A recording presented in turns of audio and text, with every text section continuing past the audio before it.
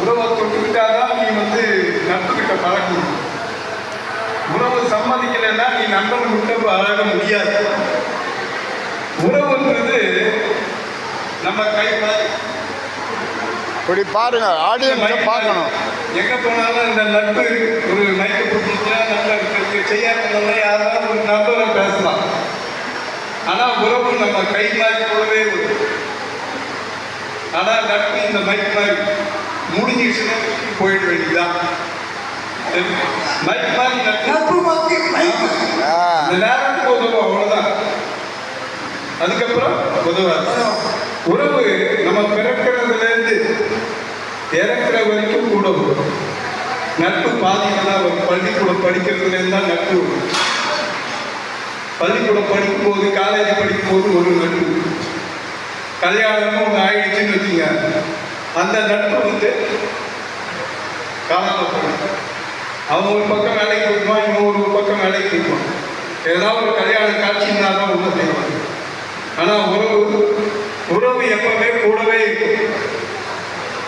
உறவு நம்ம படுத்து தூங்கி எழுதாலும் கூட இருக்கும். நமக்கு தலைவலி நைட்டு 12 மணிக்கு தலைவலிக்குதுன்னு ஒரு நம்ம குழந்தைக்கு தலைவலிக்குதுன்னா அன்னைக்கு எழுந்து அந்த தாயின் அனுபவம் தாயாக தான் இருக்கும்.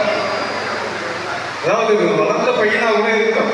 அவனுக்கு தலைவலிக்குது, அம்மா தலைவலிக்குது, எனக்கு மாத்திரை கொடு, இது கொடு. இல்லை நீ நட்பை பற்றி பேசுறீங்க அப்படின்னு சொல்லி உங்க நம்பருக்கு ஃபோன் போட்டு தலைவலிக்கு மாத்திரை எடுத்து சொல்லுடாங்க. அந்த நைட்டு 12 மணிக்கு வருவானா வரமாட்டாங்க. கூடவே இருக்கிறது நட்பு தான் அப்படின்னு அவங்க சொல்றாங்க.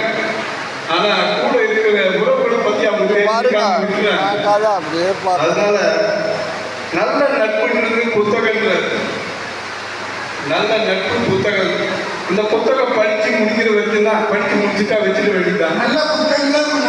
அவ்வளவுதான். நல்ல புத்தகம் நல்ல நட்பு தான் சிறந்தது. அவ்வளவுதான், முடிஞ்சு போச்சு. நட்பு அந்த மாதிரி தான் முடிஞ்சு போச்சு. அதான் நட்பு.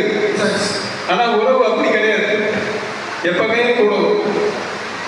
அதே மாதிரி உடுக்கை இழந்தவன் கைகோலாக இடுக்கன் கலைவதான் நட்பு நல்லது. அதாவது மேடையில் பேசிட்டு இருக்கும்போது உடுக்கிற கூட அவங்க இருந்துச்சுன்னா உடனே கை பிடிச்சிக்குவான். அது அந்த காலத்துல இருக்கு. இந்த காலத்துல எந்த உடையும் அவுக்காது. அவன் பெல்ட் போட்டுருக்கான், பேண்ட் போட்டு பெல்ட் போட்டுருக்காங்க. அந்த உடுக்கை இழந்தவன் கைகோலாக இடுக்கன் கலைவதான் நட்பு. அதாவது கஷ்டம்னா நட்பு நிக்கலாம். இப்போ கஷ்டம்னா எல்ஐசி பாலிசி, அங்கங்க இன்சூரன்ஸ் இருக்கு. அவங்க ஹெல்ப் பண்ணிட்டு போறாங்க. நடுநாட்டுல உதவி பண்ணுவாங்களா நட்பு? கொடுத்து பார்ப்போம். நட்பு உதவி கலந்திக்கும் அப்படின்னாங்க. இந்த பிசிலாந்த யார் கோப்பெருக்கு எவ்வளோ பற்றி சொன்னாங்க. எல்லாருமே நட்புனா இந்த டைப்ல எடுத்துட்டாங்க. அது அந்த காலத்துல நடந்தது. இந்த காலத்துல யாரும் நம்பர் உயிர் கொடுக்கிறாரா கூடவே உயிர் கொடுப்பானா? சொல்லுங்க, முடியாது.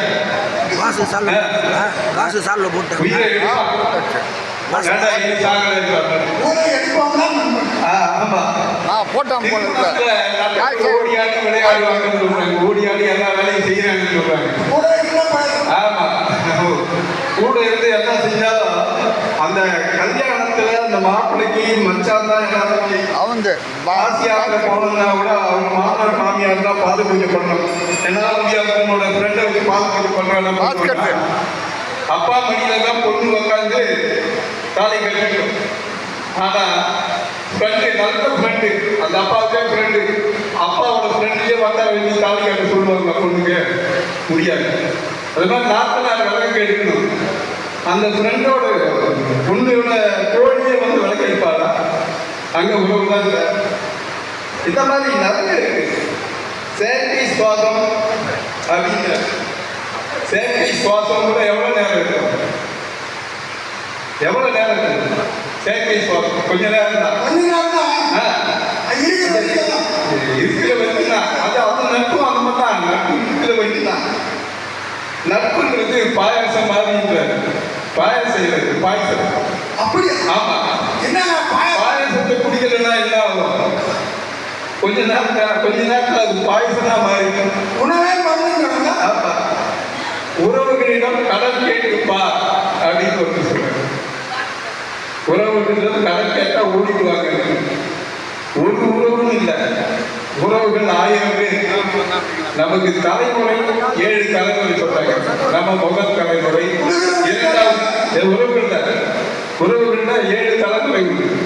நம்ம முதல் தலைமுறை தாய் தந்தை, பாட்டன் பாட்டி, குட்டன் குட்டி, ஓட்டன் குட்டி, செய்யாளி 7 தலைமுறை இருக்கு. ஆனா நண்பர்களுக்கு எத்தனை தலைமுறை இருக்கு? ஒருத்தருக்கு ஒரு நண்பர் எத்தனை பேர் இருக்கலாம்? ஒருத்தருக்கு 2 பேர் இருக்கலாம், ஒரு 4 பேர் இருக்கலாம். 3 நண்பர்கள் இருந்தா ஒரு நண்பனை பத்தி இன்னொரு நண்பர்கிட்ட போட்டுதான் இருப்பான்.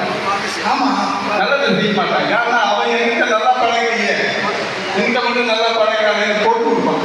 அதுதான் நண்பனோட விசுவாசம். அவனோட முக்கிய பழக்கமும் அதான்.